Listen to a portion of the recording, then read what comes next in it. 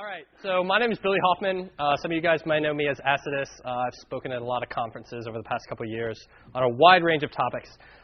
Today I'm here to talk to you about covert crawling, which is basically a mechanism of how to use an automated process to crawl a website and gather information without leaving a forensics trail. I tend to talk a lot and really fast. So if you have a question, please feel free to interrupt me. I have fun swag that I brought. I've got some bag from when I spoke at ShmooCon and some, whoa, that would have been bad. Some stuff from Black Hat Federal and stickers and stuff. So if you have a good question, you get swag. If you have a bad question, we ridicule you. That's kind of how it goes. All right, you guys ready? Yeah. All right, cool. So what am I going to talk about? We're going to go through and first start talking about what is the state of web application attacks. We're going to go ahead and talk about how a covert crawler pretty much kind of changes the equations on how attack and defense of web apps works. We're going to talk about the obstacles it took to create a covert crawler. Specifically, how do you make an automated program act like a browser? How do you make an automated program act like a human? And how you throttle one of these things. We're going to talk about how I actually implemented a covert crawler. And it says questions, but like I said, ask me questions the entire time. OK, so State of the Union. How many people here have ever hacked a web app? How many has ever thrown like a single tick or something into a search field to see if you get a SQL exception, or all sorts of fun stuff like that? You know, hacking websites is really easy. I'm sure a lot of you read BugTrack. Like something like 70% of the vulns I've been reading on BugTrack for the last several months have all been web app attacks: SQL injection, cross-site scripting, misplaced trust, improperly created SSL connections, all sorts of nasty stuff. They are laughably common to find. I found a cross-site scripting vulnerability in weather.com this morning when I was trying to figure out what to wear. So it's crazy. They're all over the place. People are hacking websites because it's in the news. There was this awesome attack on MySpace back in October. Somebody actually wrote a cross-site scripting virus, which used Java code and Ajax to propagate. There's someone here who was doing cross-site scripting stuff. Ooh.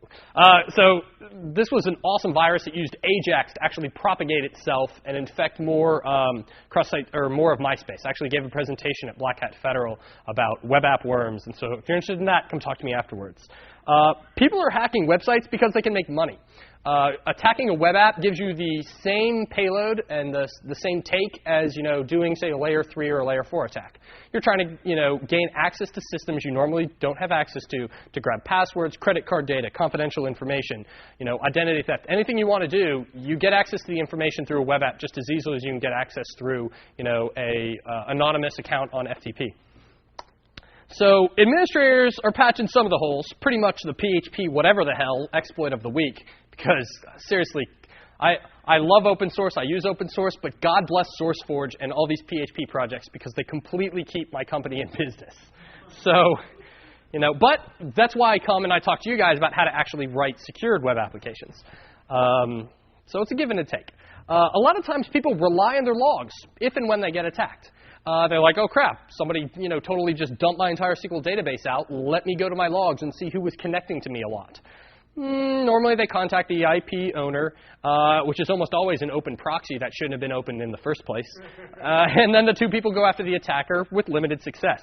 So whether you're actually sneaking a web app attack by an IDS or an IPS is debatable. There's some pretty cool attacks. Dan Kaminsky actually had a really neat timing attack with IP fragments so that an IDS would see a regular, HTTP get, index.html, and the web server saw, get SQL injection attack. So, there are ways around IDSs, but the point I want to try to attack here is that attacks just don't happen out of thin air.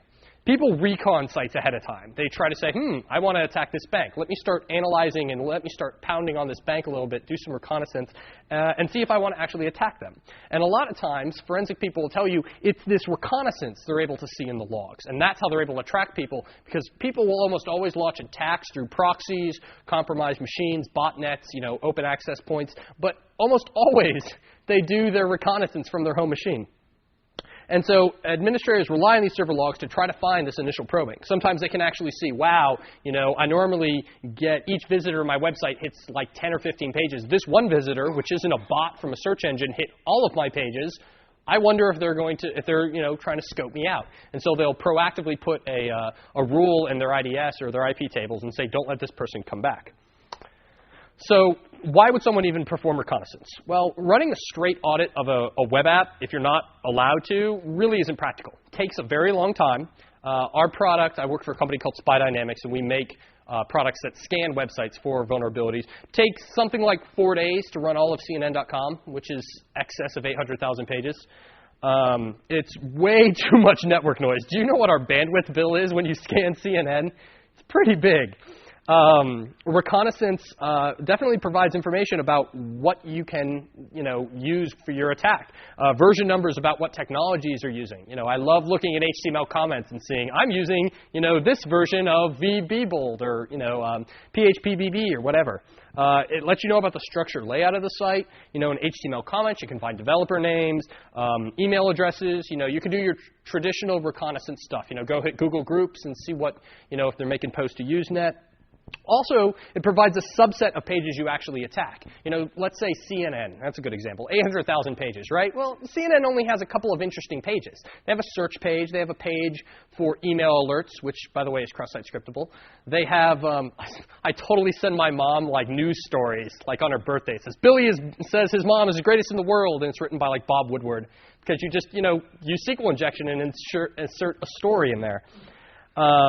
It's fun. You guys should do it. It's kind of like sending an email. Well, the reason I say you should do it is that you're not actually injecting it into their backend database. It's what's called a reflection cross-site scripting attack. So you're actually not exploiting or technically breaking any hacking laws. It's kind of like sending an email to yourself from God by finding, who hasn't telnetted to, port 25 and sent emails to people. It's like that. It's fun stuff. So again, like I said, it lets you know what you want to attack. Oh, they got a search engine. Oh, they got an email alert system. Let's focus on those instead of hitting all their news stories because those tend to be the same. So you can browse the site by hand in a web browser. That's certainly a type of reconnaissance. It lets the user kind of direct where they want their search to go. When I'm looking at a site, I immediately go to search engines, things like that take user input. You can mess with the query string, but it lets you kind of target it as opposed to a crawler, which is stupid and hits everything. The problem is it takes the time that the user could be using to do other things, like read /dot 10 times a second. And it's certainly not an exhaustive search of the entire site. It's very possible that while I'm only focusing, say, on the search engine aspect of CNN or the alert of the stock ticker, I'm not focusing on this, survey, which happens to be embedded inside every 10 news stories or something like that. Maybe that's vulnerable. But I didn't even look there because I wasn't exhaustive.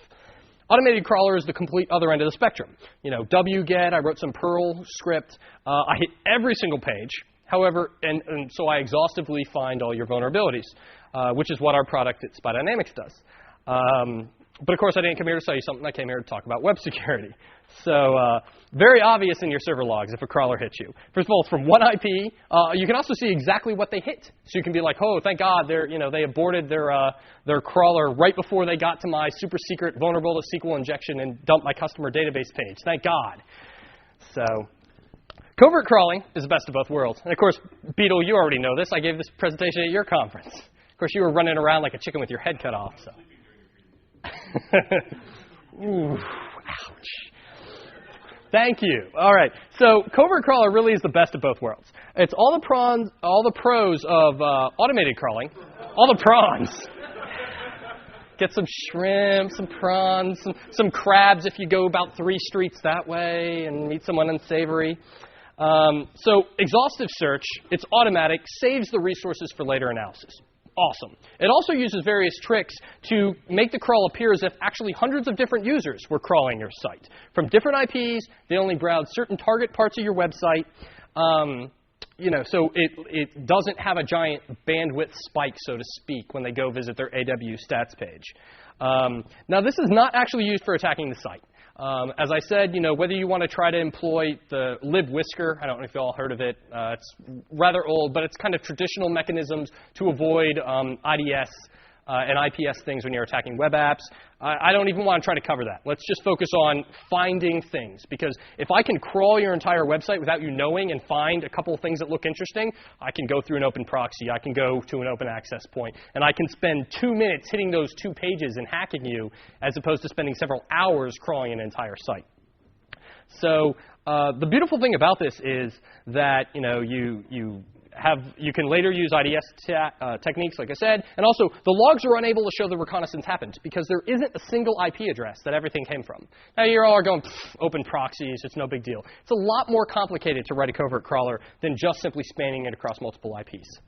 So something I get a lot when I talk about this is, why don't you use a search engine cache? I mean, if you want to find out about someone's page, just use the Google cache. This is a really bad idea because the HTML comes from the Google cache, but the HTML has references to images, objects, scripts, all of those other things on the original site.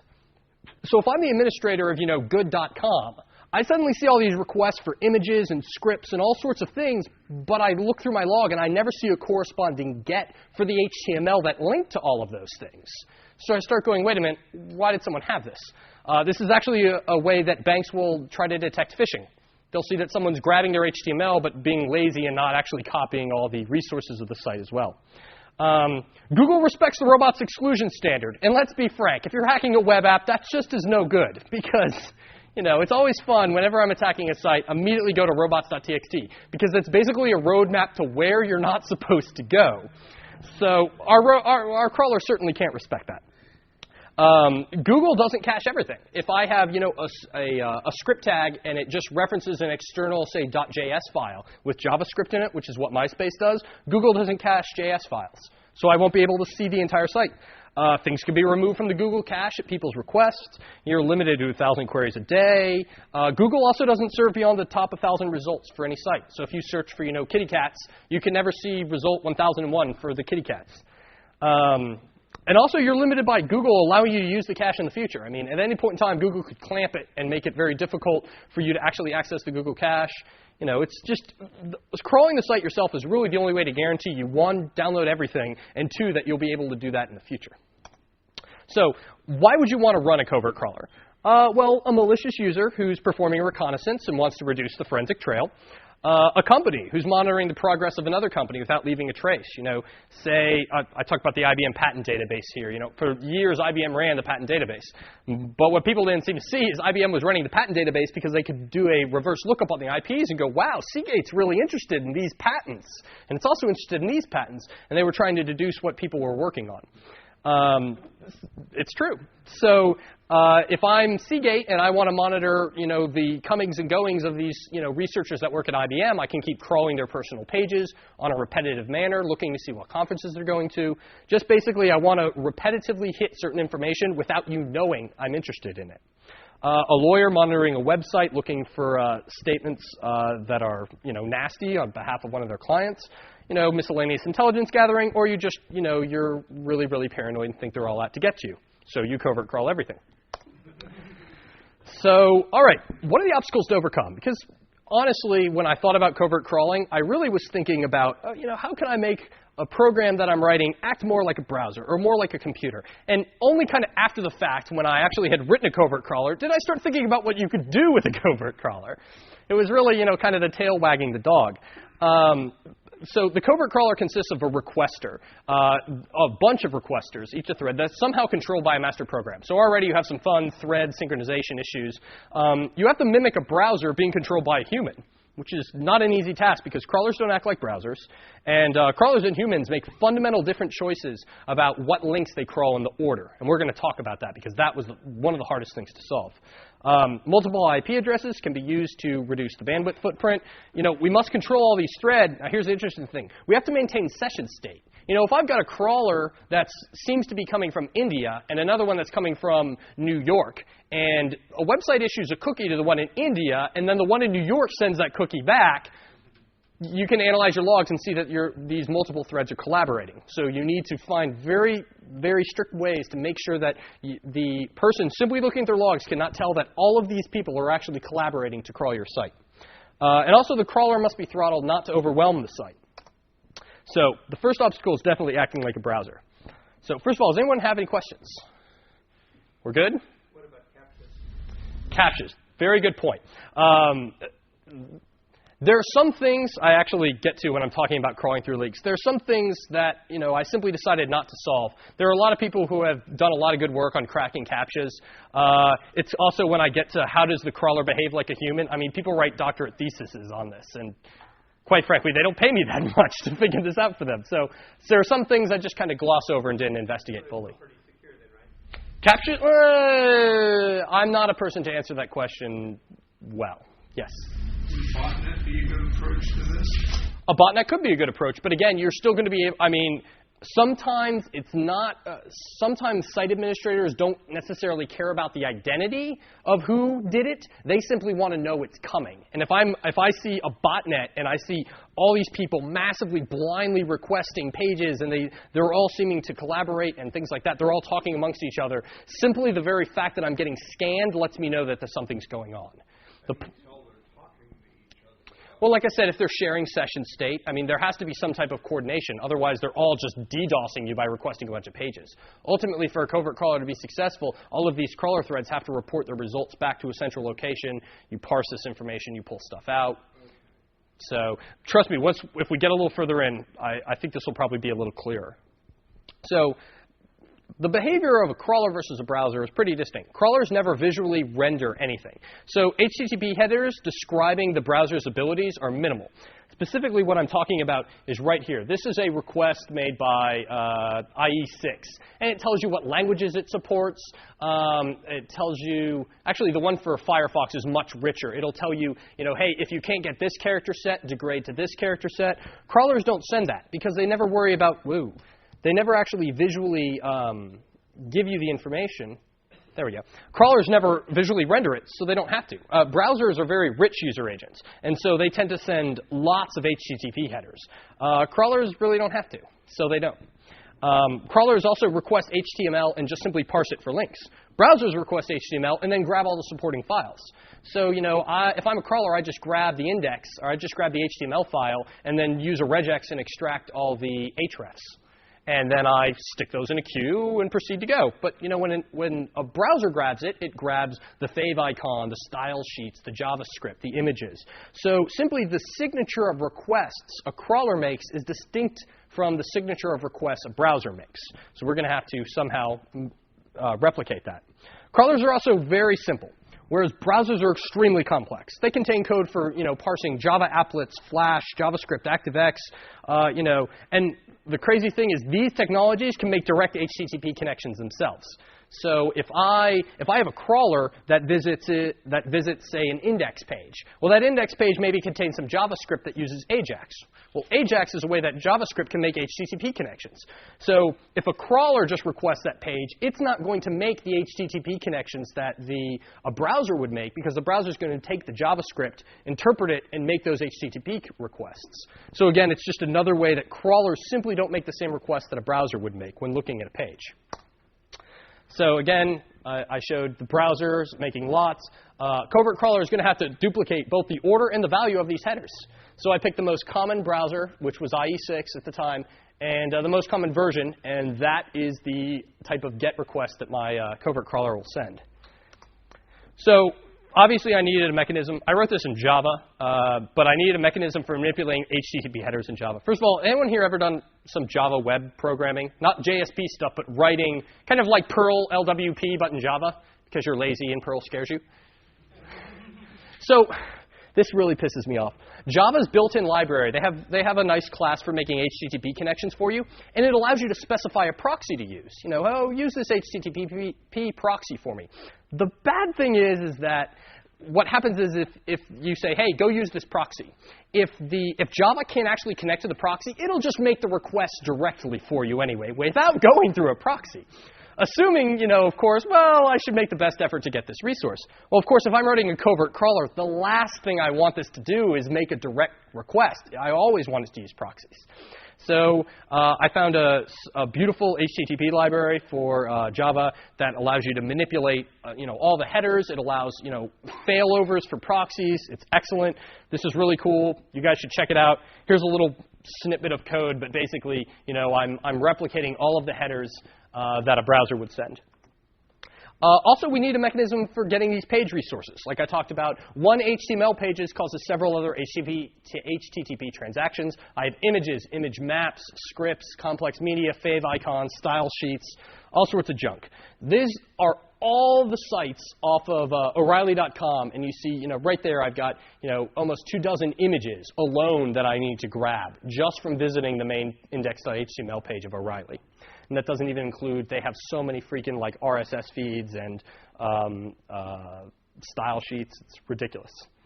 So I needed to browserify a crawler. And so basically this is a dump of one of the log files, but I grabbed, oh wait, I have the laser pointer. So right here I grabbed the index page, and then the browser fire, all these red dots are other requests that my covert crawler needed to make to look like a browser. So I'm grabbing a JS file for JavaScript. I'm grabbing a style sheet. I'm grabbing a GIF. And then the rest of these are just a bunch of GIFs. So definitely you have to make all the HTTP requests that a browser makes. So more browser emulation, because acting like a browser is a lot more than just sending the HTTP requests that a browser would send. It's also how you send them. Browsers use what are called persistent HTTP connections, where basically you leave the connection open, I make a GET, I get the response, and then without destroying that connection and redoing the three-way handshake, I just send another HTTP request. Crawlers typically don't implement this. There are some weird HTTP like pipelining, persistent connection stuff. It's not. A lot of people don't implement it very well, and again, the library really helped me out.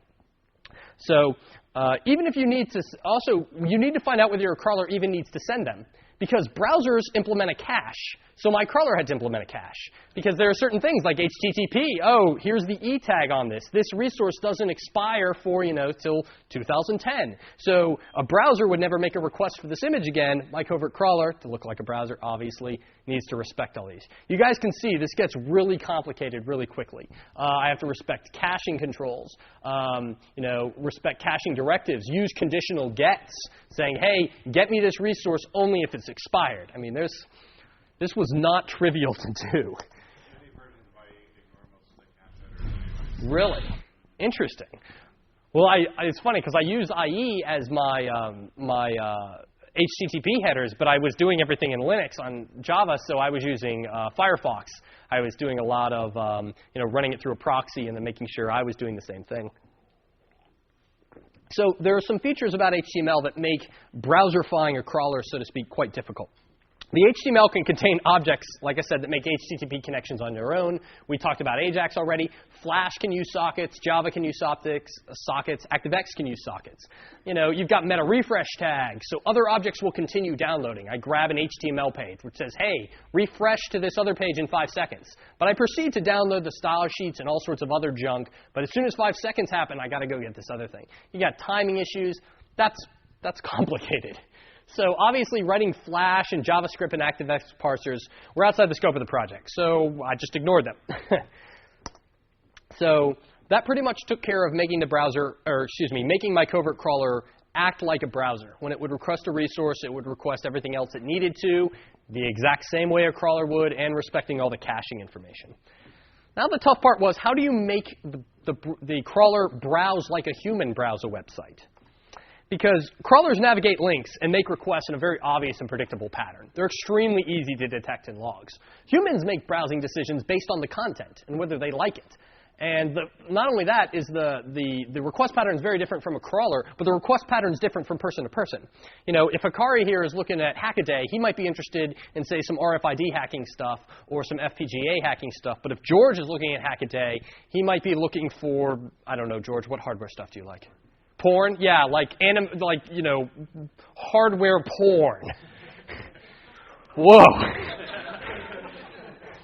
I've talked to Elliot about getting some of that stuff on Hackaday. That'd be great.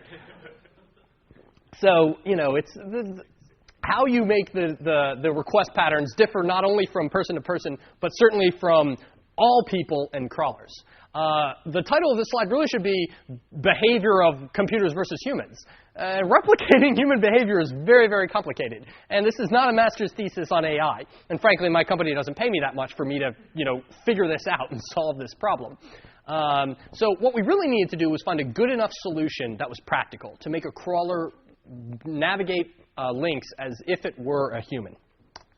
So just real quick, almost all crawlers are what are called breadth-first crawlers. It's really simple. You've got a pending queue, so you pull the link off, you grab the resource, you store a local copy. If the content was HTML, then for each link in the HTML, check to see if it's already pending in the link or if we visited it. If not, stick it in the queue, move on.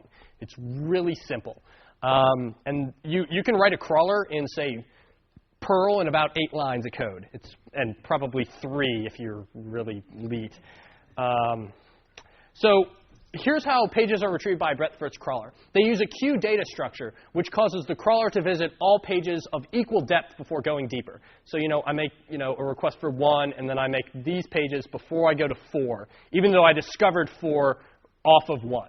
So this is a very simple design, and there are tons of examples. This is basically the definitive way you write crawlers. Everyone does it this way. The cons of this, obviously, it's very obvious, non-human behavior. I'm going to hit all of these pages that are linked off the site route before I hit one off of it. No human browses that way. Pages can be requested when the previous response contained no link to the page. I mean, it's just very obvious to see that this is a crawler. Browsing like a human is different because all links for a crawler, all links are created equal. It doesn't differentiate between how important a link is. But some links are more equal than others for humans. For example, if you're looking at O'Reilly's page, this is really interesting, this is really interesting. These things, maybe not so much so, but humans, we've been conditioned by the way web design has been over the last several years to look for a table of contents along the right side. You're more likely to click these things than you are to click, something over there like more, or at the bottom of the page, their privacy policy. So how the link is presented and its context really kind of signifies how likely you are to click on it. And so this is a problem, because how do you teach an automated process to understand the context of a link? Luckily, some smart people at Google have been working on this very thing. So I actually have read a lot about PageRank, which we'll get to in a second. So page retrieval for a human, like I said, the pattern is completely different than a breadth-first search crawler. Each human will access resources in a different order based on personal taste, and crawlers almost always act the same. Regardless of whether Googlebot is crawling you or Yahoo's crawler is crawling you, they're pretty much going to request pages in the exact same order. That's not entirely true for search engines because they actually keep track of how often a page is updated and visit those more often than others. But basically, the lesson here is link selection is extremely important for a covert crawler. A human, goes down this way and then goes back and goes here. So we somehow need to find a way to do intelligent link selection. So as I said, humans and crawlers see the HTML differently. The crawler simply sees a list of links. So humans filter what links they want to click based on all sorts of factors, all of which we need to try to find an equivalent for. They filter based on positive link content. Is this something users interested in? For example, hardware porn for George. Is it negative link content? Not hardware porn for George. He wouldn't click on it. How is the link presented? Is the presentation of the link itself interesting enough to warrant clicking on it? I mean, who hasn't wanted to punch that monkey in the face? Everybody's wanted to punch the monkey in the face. And chances are you've punched the monkey in the face before. So understanding the context of the links is pretty important. We can kind of fake it by examining the contents of the link's text, which is what I did. Understanding the presentation of a link is relatively easy. It's defined by its structure inside the HTML, inside a cascading style sheet. For example, you can tell whether it's bolded, whether its text is larger than the surrounding text. Is it an image link? How large is this image in terms of area referenced to their entire screen? You can kind of use these mechanisms to determine how is this link actually presented to the user. Unfortunately, we can't evaluate actual images. There could be an image that's a link, and the image says, never, never, never click on me. This kind of touches on the CAPTCHA stuff you were mentioning earlier. I'm not attempting to analyze images. Doesn't Google have to do all this? I mean, PageRank, link scoring. I mean, this isn't a abstract problem. People are working on this, and there are a lot of interesting solutions to it. I had to choose a very simple solution because, if I had been able to choose the Google solution, I would be making billions of dollars. And I'm not. So I came up with something a little easier. What I did is I would score a link based on numerous factors. And basically, the link score would be calculated, and it would kind of give me a, for lack of a better term, popularity rating for that link. It would tell me, how likely the user would be to click on it. Does it contain emphasis? These are the things I was mentioning earlier. What's the length of the link's text? Both word size and word count matter. So if you've got, if there's a link that just says, download my latest project here, and here is the link, and that's the only word in the link, you're less likely to click on that instead of download the latest version, if that was the link, and that was all underlined. It's simply larger. It contains more information.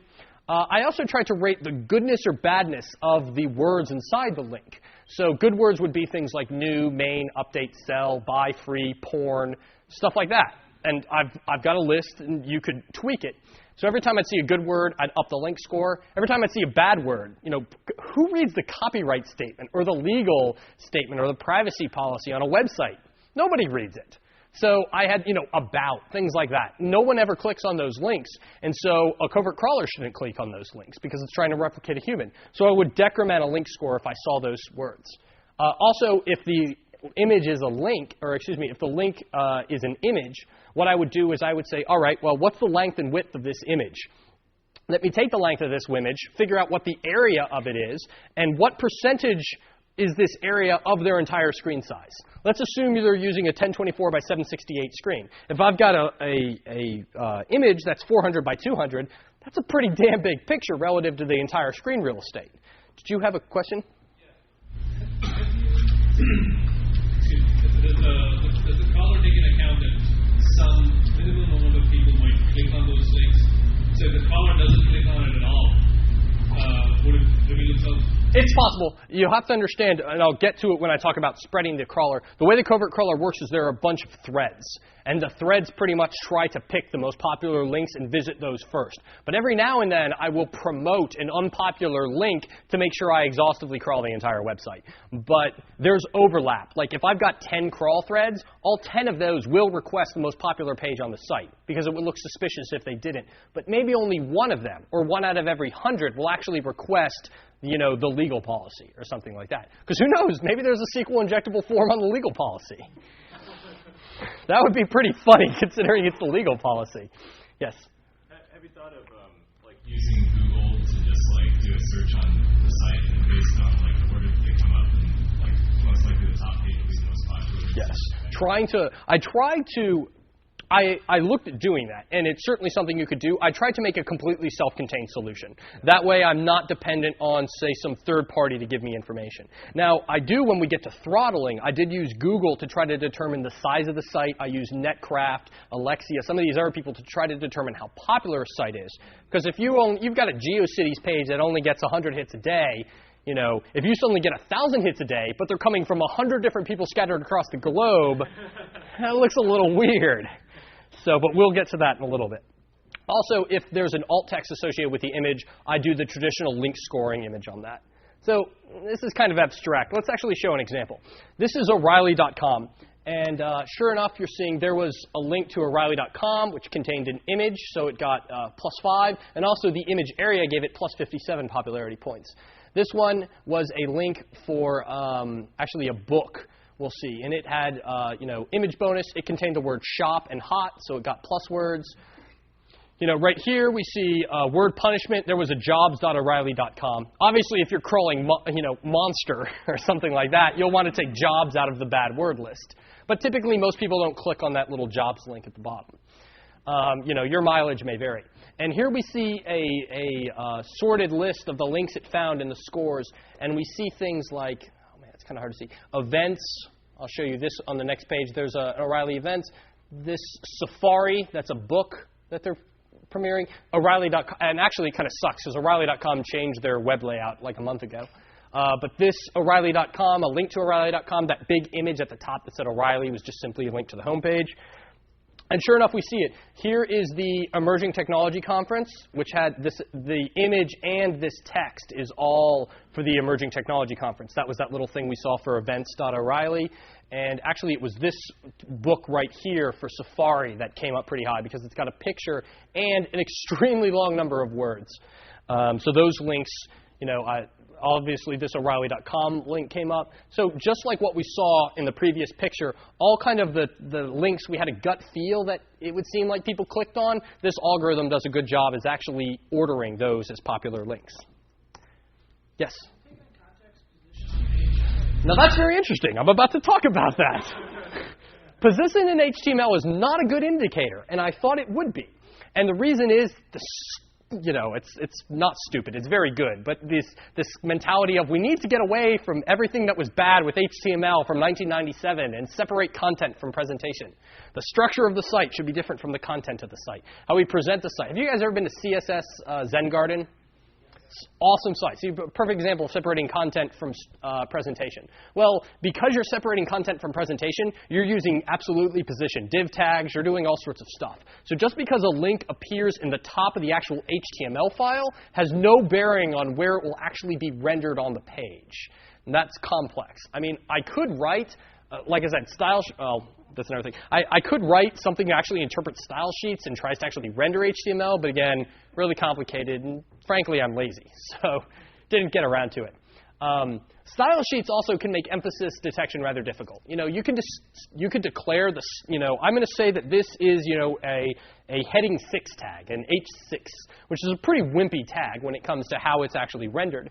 But I could style that so it's big freaking flashing red letters, and I can declare that style in multiple places.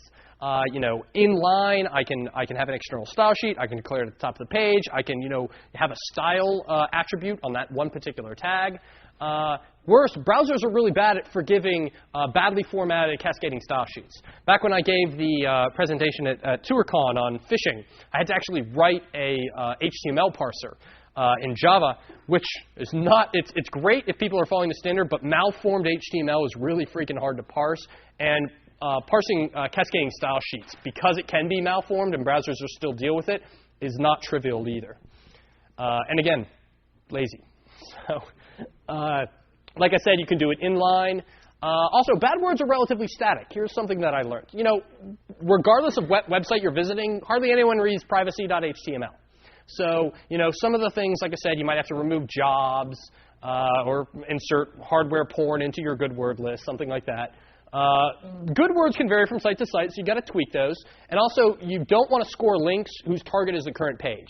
This was kind of interesting. O'Reilly, actually, their new web design is a good example. A lot of times people have like a bunch of tabs. Amazon used to have this. Now they've got like 3 tags. But they used to have like 50 tags across the top of the page. You guys remember that? Like books, electronics, all that junk. Typically, the page you're currently on, if they have that type of layout, that tab will be bolded. It will be larger than the others, showing, oh, you're currently at this page. Well, obviously, if you're currently at that page, you need to say, all right, well, if I see a link, if I have a link whose target is the current page, don't bother scoring it, because chances are it's artificially emphasized to try to show the user, hey, this is the page you're on. Also, table of contents style link lists are hard to deal with. Oh, yes. So that was the other thing. The O'Reilly page, we had that table of contents down the right side. It was a bunch of links, but they were all very small and not very long. And so having to deal with table of contents, all those links didn't score as high as, say, the picture for eTech or the Safari links and things like that. Even though it's a table of contents, and it's very likely a user will immediately go to the table of contents, simply because they tend to be smaller. So I never really came up with a good way of dealing with table of contents style link lists. So are you guys good? Am I boring? I can't tell. Feedback? Are we good? You enjoying it? All right. Fantastic. I see that you gave me the thumbs up, and I know you're a hard man to please. So, all right. So most people, what I went ahead to do, how the Covert crawler works, is I used a priority queue of pending links instead of a regular queue. And the priority queue was sorted so that, the lower your link score was, the farther down the queue you would be. So technically, whatever link is at the top of the queue is the most popular link that I haven't visited yet. And so when inserting into the queue, the first thing I do is check to see if it exists. If so, I sum the link score of what I found, what I wanted to insert, and what's already there. Now, it's interesting. This is something else I learned. I originally thought I'd just average them. But that actually hurts it. Because consider if I had on one page a very big image, so it had a very high popularity score, linking to, say, shophere.com. And that had a link score of, say, 100. And then on another page, I found a link to shop, and that was just a small little text word that said shop. And that had a popularity score of like 10. Well, if I average them, I'm actually losing the overall popularity of the link. So you have to sum them. Also, the issues of link equality with multiple threads was interesting. When you start getting lots of URLs that have the same popularity score, how do you make a decision? We'll talk about that in a little bit. So as I said, the front of the queue is always the most popular link that the crawler has seen, but we haven't visited yet. So, acting like a human. Well, a human needs time to process what the browser presents. So each crawling thread of the covert crawler must wait a certain amount of time before it requests a new page. I mean, if I'm requesting 1 million a second, or, more realistically, 10 pages a second, no human is going to be requesting 10 HTML pages a second. Unless you, like open up a tabbed bookmark or something in Firefox, but you most likely don't have 10 bookmarks all of the same, website. Unless you're bookmarking your hardware porn, George. I don't know. So obviously, each crawling thread has to wait. And now this is interesting. I wait based on the actual size of the rendered content. So what I do is I take the HTML page, I strip out all the tags, and I say, how much content is actually here being presented? Ignoring images, which of course could be huge. And I just wait, and I say, well, how quickly can most people read in terms of words a second? And so that's how long I wait for. Also, I figured this all out by visiting Netcraft and reading some interesting stuff on search engine optimization about how long an average user will read a particular HTML page. So actually, you can quick these up, because most people are very click, oh, no, that's not what I want, close, click. So people do navigate pretty quickly, but it's certainly not 10 requests a second quickly. Also, this is pretty cool. I gave the different threads personalities. I would keep track of all the HTML pages I visited, and I'd keep a word count. And I would try to deduce, what is this page about? This page seems to be about Apple, or this page seems to be about Intel, or something like that. And so I would give each crawler of the most popular words I found on that site, I would give each crawler thread as I spawned it out a keyword. Hey, if you see a page that contains Apple or FireWire, you're going to spend a longer time reading that because you, crawler thread, you're going to pretend to be an Apple fanatic. Or something like that. So the crawler will actually throttle itself, and the different threads will react differently to the same page. Again, just trying to throw entropy in it to make it all harder for the people looking at the logs. So obviously on pages that have keywords, I look longer. Other pages, I quickly leave those pages because that crawl thread's not interested in those. All right, anybody have any questions? We're good so far? This is going to get kind of complicated kind of quickly, so I warn you in advance. Hopefully the graphs will help clear things up, but this is how you actually spread a crawl over multiple IPs, but also maintain things like session state and cookies, and it gets kind of nasty. Yes? Is there any way, let's say you don't want to crawl the entire site, you only want to crawl specific pages on that site every single day. Okay. Is there ways to avoid detection on that too? I mean, you could just say, here is the page. What you could do is say, here are the pages. That's interesting. I don't have a mechanism in it currently to do that. But what you could do is say, look, here's the site. I've already crawled it before, so I know what it is. Let me bookmark these pages. Now, on a weekly basis, I want you to covertly crawl this website. But once you've hit these pages, you can stop. So it will say you're only interested in 10 pages. Well, the covert crawler on whole probably requests something like 70 or 80 pages. But the rest of that's just noise. All you're really interested in are those 10. And once it gets those 10s, it'll throttle all the other threads down. That'd be a cool feature. That's certainly doable. It doesn't currently exist, but yeah, you could do that. So obviously, we're going to be leveraging open proxies. We have to spread this across multiple IPs, and the last time I checked, I didn't have a Class A. So I had to go find people's open proxies.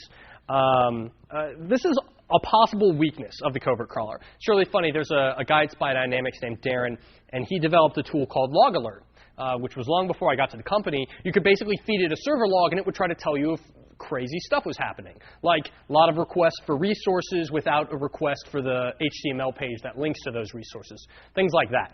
And it would actually try to find out whether you were being reconned or not. And so he and I kind of went through a good 2-week Cold War where he'd say, like, well, I'll do this. And I'd go home muttering, damn Darren. And I'd come back the next day, go over to the whiteboard, and big smile on my face, be like, what about this? And he'd A lot of back and forth. And basically, the only thing we were able to deduce with the final design of the covert crawler was the weakness of using open proxies.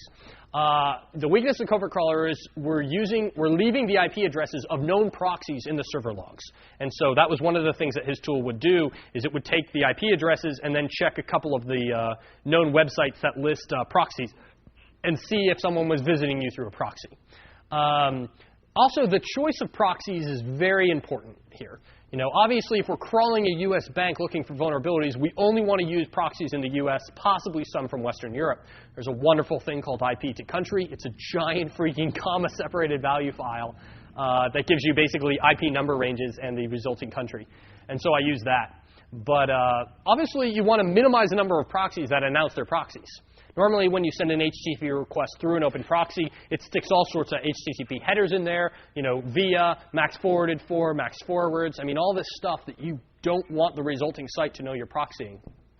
So I actually built a little app that would grab a list of proxies and basically connect back to itself through a proxy and look at the HTTP headers and kind of rate, whether it's passing and whether it's announcing it's a proxy or not. Also, sometimes it's not so bad to admit you're a proxy. The end-to-end internet, as we know it, doesn't exist anymore. NAT, proxies, these are commonplace. And so it actually would look a little suspicious if all of my traffic never came from a proxy. So sometimes using a proxy that announces it's a proxy with HTTP headers isn't such a big deal. So one of the big things I noticed pretty early on, when you've got multiple threads all working together, you have what is called the deep link problem. Basically, I've got two crawl threads, and here's a very simple website, and I've already visited these sites. Blue has already visited these sites. And so I go ahead and I want to spawn another crawl thread, and in my queue of stuff to crawl, I still have C and D and F. Well, if I just out of the blue send a request for F from this crawl thread, it's going to be like, where the hell did that come from? Because really, users navigate to deep linked web pages in three ways. They navigated there by clicking through a series of other pages. They bookmark the page, in which case your HTTP request won't have a referrer header. Or they followed a link from a search engine or something directly deep into your page, in which case you'll have a referrer from a search engine. So obviously, I can't replicate a bookmark. This is also this is very much not the norm. Most people don't bookmark deep parts of your site that happen to talk about a particular product. So for the most part, I couldn't use that. I mainly had to focus on navigating to a page from other internal pages and also doing some fun search engine spoofing stuff, which I'll talk about in a minute. So if Green wants to make a request, and I'm spawning a new thread, and I want to make a request for F, Green has to first make a request for that, and then F, to try to hide the fact. And that's when I start saying the covert crawler starts making lots of requests it doesn't have to make because it's trying to mask what it's really accessing. So obviously, Green requests a page it's never seen. That's a problem. So like I said, IPs that make requests out of the blue look suspicious. The covert crawler never makes a deep link request from an IP address that has no business making that request.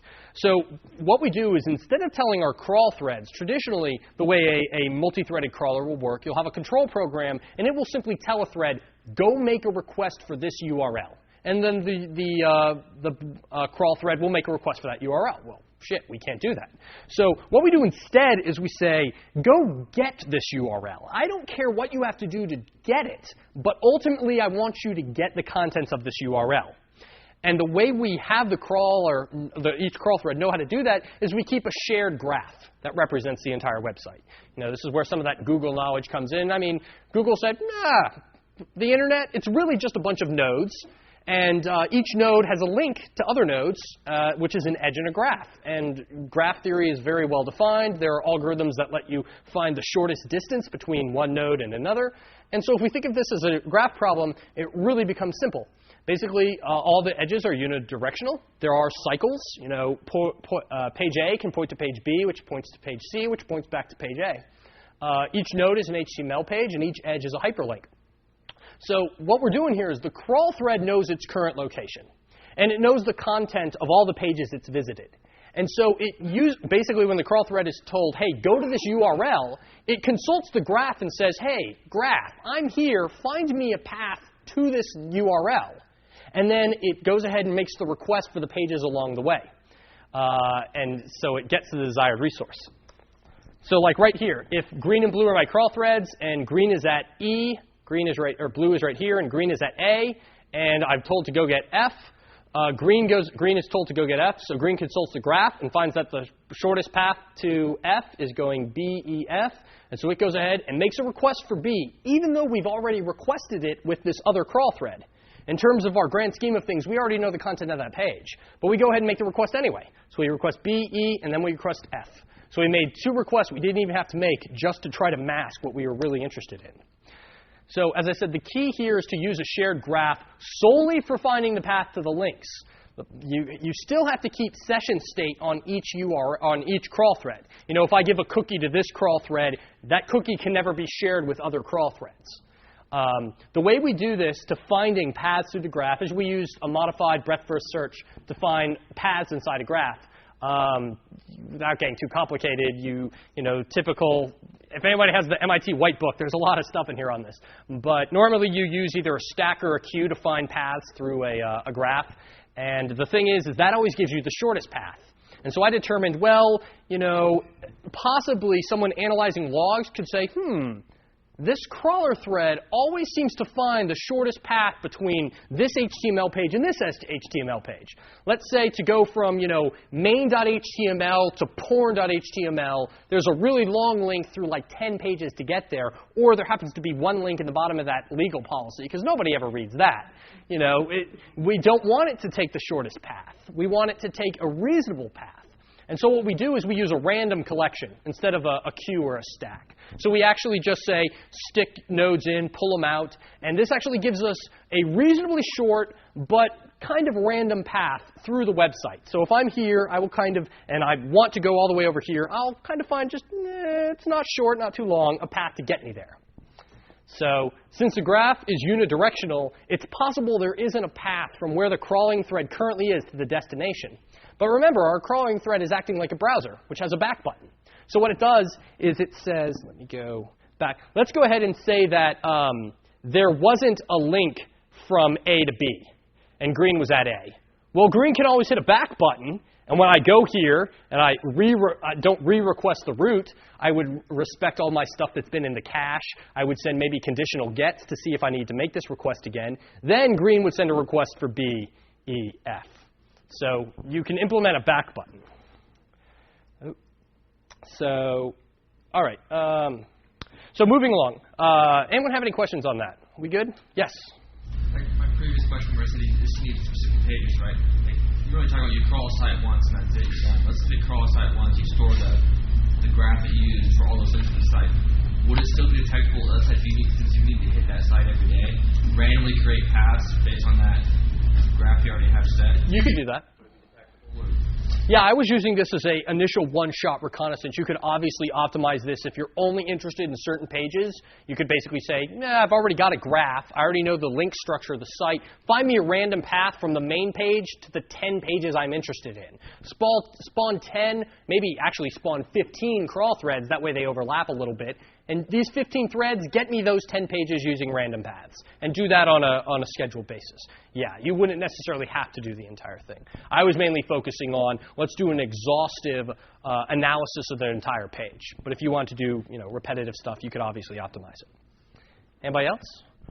We're doing OK on time. I know there's a break after this, but I will hopefully not go more than, say, like 5 minutes into that, because you all want cookies and milk and other fun stuff. So HTTP is stateless, in case you didn't get the memo, which means that web apps have to keep state using other mechanisms, mainly cookies and sometimes in URL session state. In URL session state is when you see something like this for sites that don't have their cookies turned on.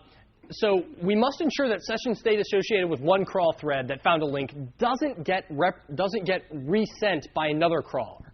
Obviously, since the crawling threads don't share cookies, we're OK there. The cookie that this crawl thread finds never is going to be resent by this one because they're keeping their own cookie cache, just like a normal browser would. However, crawling threads that have, or when there's in URL session state, that's a problem because this crawl thread finds this link, and the link contains this session state. I need a mechanism of one crawl thread going, I need to go to this page, but I can't use their in URL session state. I have to use my in URL session state. Don't worry if this sounds confusing, because it is, and it's easier to see with an example. Just know that, again, the graph and the paths through the graph is what helps us here. Since a crawler never directly jumps to a target page, but instead follows the path to get to that page, we will find our URL session state along the way. And you really need to see an example for this. So let's go ahead and say that we've got this same website again, and that blue has visited the root, C, and E, and green hasn't even done anything. And so my list of pending links that I still need to visit are B, F, A, and actually D, but D is not popular, so we don't care about it. So the graph's nodes, as I said in this graph, when each node is a URL, the URL that's for say. Oh, never mind. Green is spawned and told to go to B. So B, because that's at the front of our queue that we would visit. We already know what the URL for B would be. We haven't necessarily visited it yet, but we do know that we know what the URL for it is. However, the URL for B that we know about, it's polluted with the session state from blue. So if green makes a request for it, it's going to be using blue session state, and that's going to be corruptible, and you're going to be able to tell that the two threads are collaborating. So what we do instead is we go ahead and we spawn green, and we tell green, hey, go to B. So green goes ahead and it looks at this entire graph and says, well, to get to B, I make a request for the root, and then I make a request for B. So green goes ahead and makes a request for the root, which obviously has not yet been polluted because the root is, like O'Reilly.com/index.html. It's known. That is not polluted, but all these other pages are polluted. So what happens is that green makes the request for the root, and it gets it. Now, green knows that the root is going to have some link to B, and it knows what B looks like that when it's polluted. So but like we said, it knows what the link to B looks like, but that link that it knows about contains it contains blue's session state. So what green does is it looks at its copy of the root and says, find me all the links that have the same, it basically diffs the links. It says, I'm looking for a link to B. Hey, all the links that are on this page, find me the link that most closely resembles the URL I know about. And the difference between those links will be the in-URL session state. Got it? Good. All right. So we scan all the links.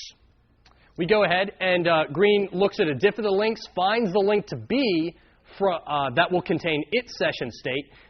Green can now make a direct request for B, and it will contain green's session state. And so we have solved the session state problem. Yeah.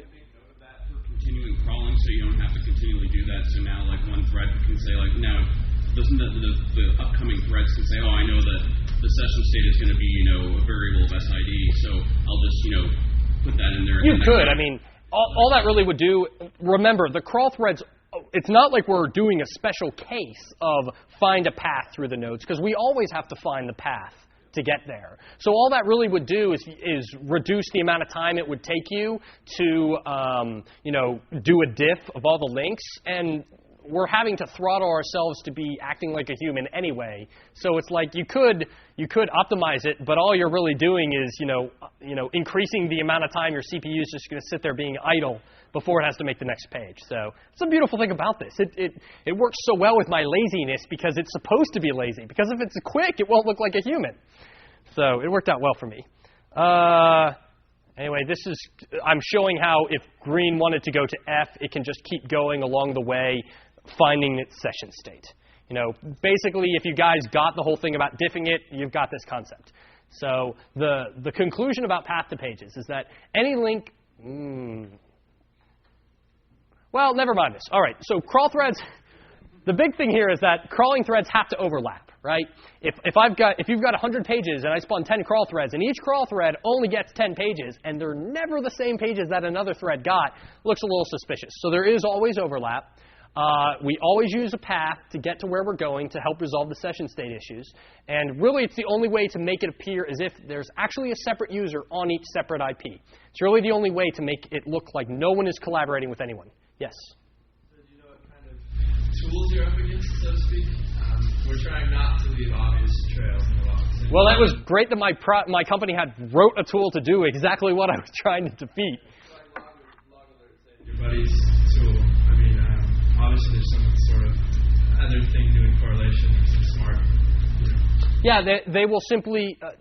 I actually deliberately didn't look at log alert source code because I didn't want to know how it worked. I simply asked Darren, what does it look for? And then tried to counteract everything it would look for. But it's my understanding what it would look for is, let me find groups of requests that, even though they're coming from multiple IPs, in terms of time, they occurred at the same time. All right, well, let's look at what pages were requested by these supposedly different IPs and see whether the requests seem to be coordinated in any way. Like, is there any overlap in their requests? Are they hitting completely different things? Are they hitting, it would keep track of what the popular pages are. Are these things hitting the popular pages? They're not. That's kind of weird. It would look at, hey, what's this IP address? Is it an open proxy? Are all these IP addresses, maybe they're different IPs, but they're in the same block owned by the same company?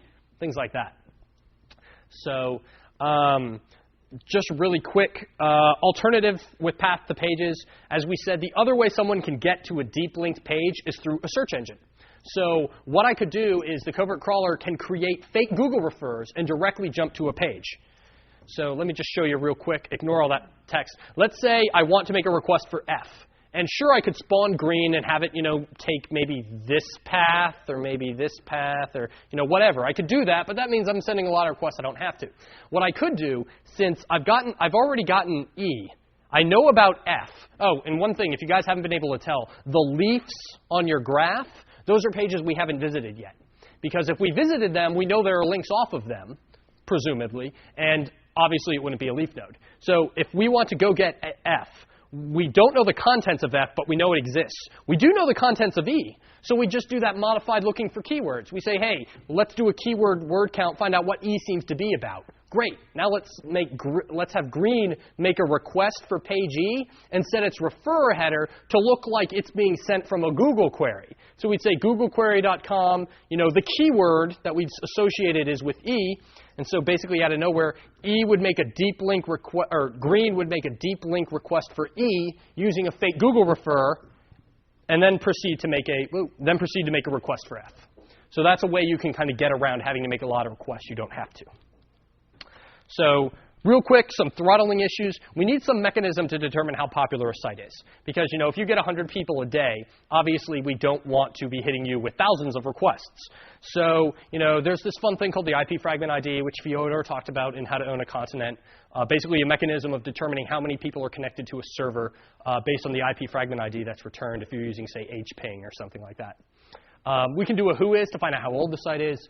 We can use archive.org to find out how often it's updated. Excuse me. We can use Google to find the number of inbound links. You can always say, hey, show me the pages that link to, tourcon.org. We can find, not that I'm advocating you guys covertly call tourcon.org to exploit them.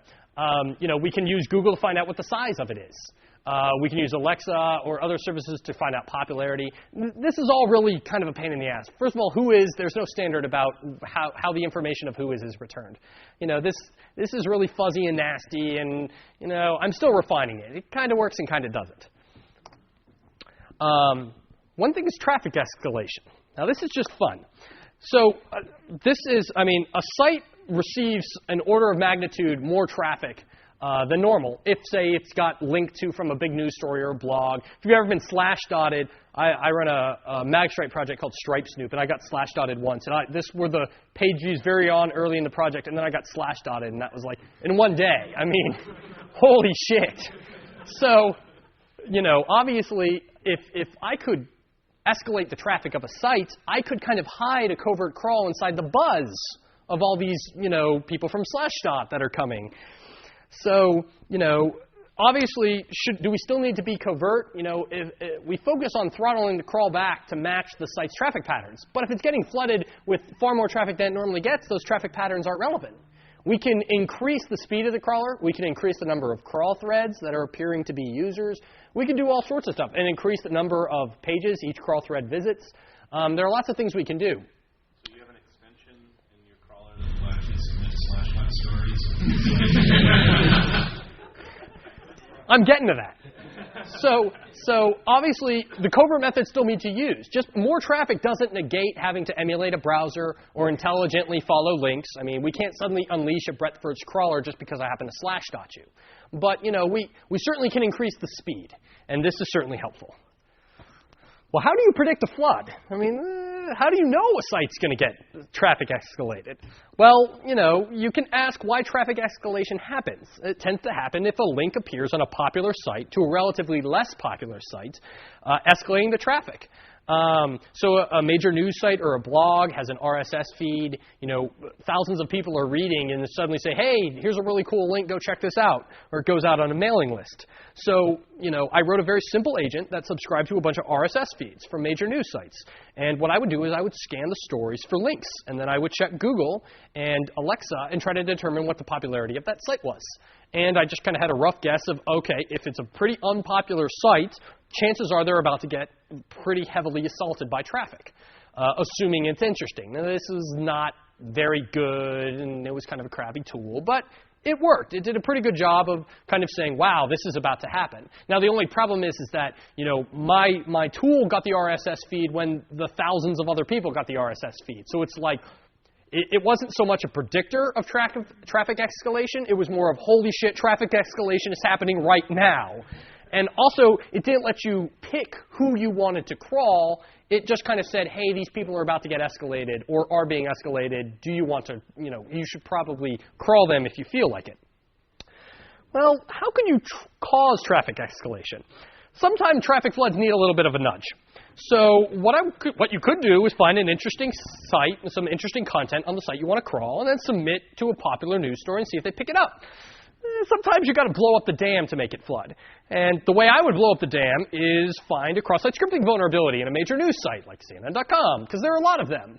And then cross-site scripting exploits are everywhere. And you just do a very simple one that allows you to reflect something into a link. So I can send you a link, and when you click on it, not that I've polluted the back-end database, but simply the URL itself has something that's reflected back into the page. And almost always I reflect back into the page a little block of script, which accesses another site, and on that other site I'm containing the content of the story I want to have. So I quickly, whip up an inflammatory article, Bill Gates sucks it or something like that. And,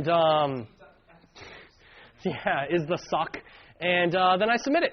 And I sit back and I watch the flood happen. As, thousands of people are like, well, no, I seem to think that he sucks it only in this way and not in the way you said. Come on. If there's anything that Slash.nerds love to talk about, it's what way things suck and to what degree things suck. So, you just kind of play with them a little bit. So yeah, escalating of traffic, or intentionally causing a traffic escalation is fun. All right, so real quick, implementation of a covert crawler. So I wrote this thing in Java. It emulates a Windows XP Service Pack 2 IE browser that has JavaScript turned on but Java turned off and doesn't have a Flash parser. Yeah, exactly. Except for it renders much better. I don't even have a visual interface and it probably renders much better. This is a funny side story. So I actually met a couple people from the IE7 team, and I'd had a lot to drink. They came down for this thing in Atlanta called SIP, which is like Security Industry Professionals, but really it's SIP as in take a sip, because we hold it at a bar each month, and it's really just people in Atlanta who are in the security industry drinking. And I'm pretty sure I told him he deserved a kick in the nuts for IE, because I was like, you guys disbanded the IE division, and it's only because of Firefox that you guys even exist anymore. And this was a big guy, but luckily he agreed with me. He's like, no, you're right. It was our bad. So anyway, I use link scoring to make link decisions. Multiple threads spread across multiple IPs. I use a graph. I create a graph of the site, and I used a modified breadth-first search of the node to find random but reasonably short paths from any one node to another node. The session state issues are resolved because I don't share cookies, and I diff the URLs to avoid in-URL session state issues. I use personalities to determine how long a page should be viewed, and also that kind of ties into the keywords of the link scoring. Source code should be released soon. I kind of was doing this on the side. I have a really fun position at SPY. They're just like think stuff up. And they're like, have it be web stuff, but it really is kind of a blank check to do what interesting web-based research I want. And so I did this, and I kind of said, hey, I'm going up to this thing in Atlanta called ShmooCon, and the VP of engineering is like, Shmoo, what the hell is this? He didn't know what that was, Beetle. He thought it was a noise you made while you were...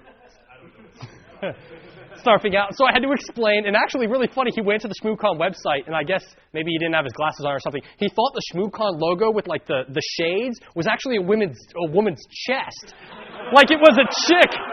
Like it was a chick wearing like a black bikini and a white belly, and like because you got the nose for the shmoo thing, and it was like the belly button. He's like, there's a chick in a bikini. I'm like, no, that's like this moose seal shit. I don't know what it is. It's the shmoo. So I had to, after explaining to them what ShmooCon was, they're like, yeah, sure. And then I demoed this presentation, and I actually showed them the Covert crawler. They were like, holy shit, you can't release the source code to that. I was like, oh, man. So I'm working with them on them. I'd say you got probably 70-30 chance, 30% chance they'll actually let me end up releasing the code. But luckily, I basically told you how to write your own. I mean, seriously, it's not that complicated. If you buy me a beer afterwards, I'll totally spill my guts. So are you still filming this, by the way? You can blurb that, right? All right. So anyway, final thoughts, because I've been keeping you here. Real quick, sanity checks. You brought this up. Someone doesn't have to crawl the entire site. Just the interesting stuff to learn the methodology. That's totally wrong. I don't know why I said it was only 200,000 pages, because I just did a crawl of them last week, and it's 800,000 plus. But CNN has all those pages, right? Well, there are really only a few interesting things. A stock ticker, a story content system, email alerts, search engine.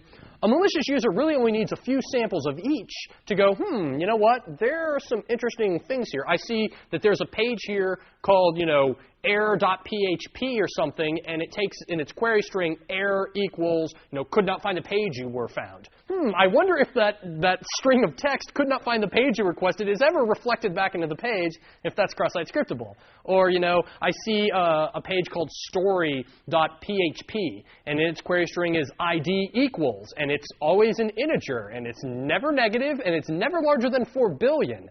I wonder if that's a primary key in a database. So, you can normally, by applying a little bit of logic, you can pretty much quickly figure out where the parts of the site are vulnerable, and you may not need to grab everything. And that gets into the exhaustive search versus intelligent search. So, yes? How so? Like, no, I probably should have. I probably should have had some mechanism of, hackability. Like, this page has, form inputs and contains query data, and it's actually not a bad idea. You get swag. You can have anything you want. Actually, I haven't been giving out swag. You guys just take this stuff. It's good.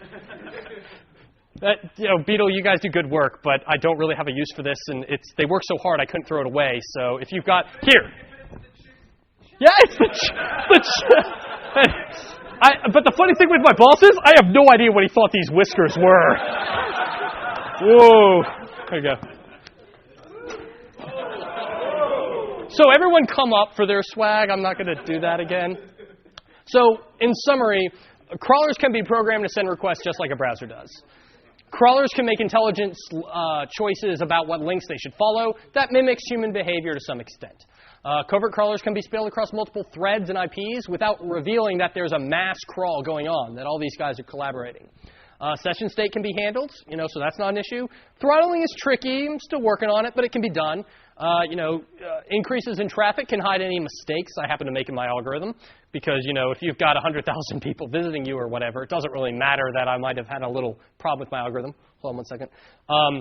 Proxy selection is a possible weakness in the system, but it can be mitigated by trying to pick intelligent proxies. If I'm crawling a bank from North Korea, that's a pretty big red flare right there. So what you should take away from all of this, you can't rely on your web server logs. You really can't. Because, you can't rely on them to tell you whether you're being scoped out as a target simply by looking at traffic volume. You can rely on your logs to see if an attack happened because, you can always see that, holy shit, the web server did actually receive, a SQL injection attack. But you can't use it to tell you whether a single user is routinely grabbing large portions of your website. And you can't use it to reveal who's been testing you after you discover an attack, trying to find that reconnaissance, because we can hide that. And logs are simply a passive defense, and you need to stop being passive. So the funny thing about this is if you fix your web vulnerabilities, it doesn't matter if they covert crawl you, because you're not SQL injectable, because you use a regex. You use parameterized queries instead of concatenating strings together with user input to create a SQL query. I mean, there are ways you can mitigate this stuff. You can't prevent someone from covertly covertly crawling you. But you can certainly make the fruit of that covert crawl worthless. So, anybody have any questions? Yes? No! Here. I'm going to hold this till the end, and if you're very good... Yes? How do you determine the good words? I just kind of...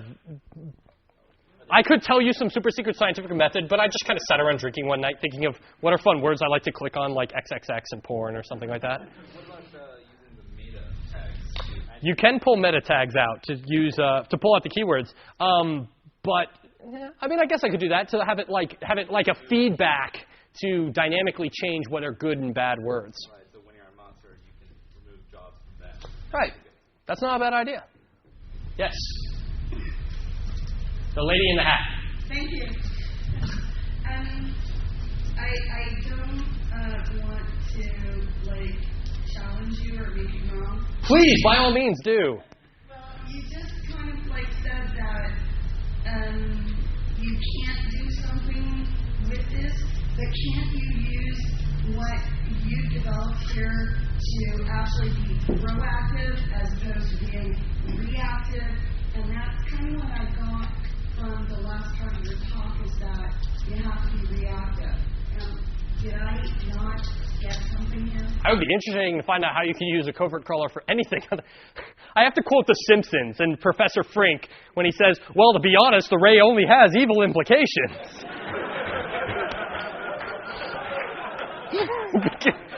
If you could think of a way that it could do good, more power to you, but I didn't bother. Well, no, actually, I would ask you, I really, really would challenge you.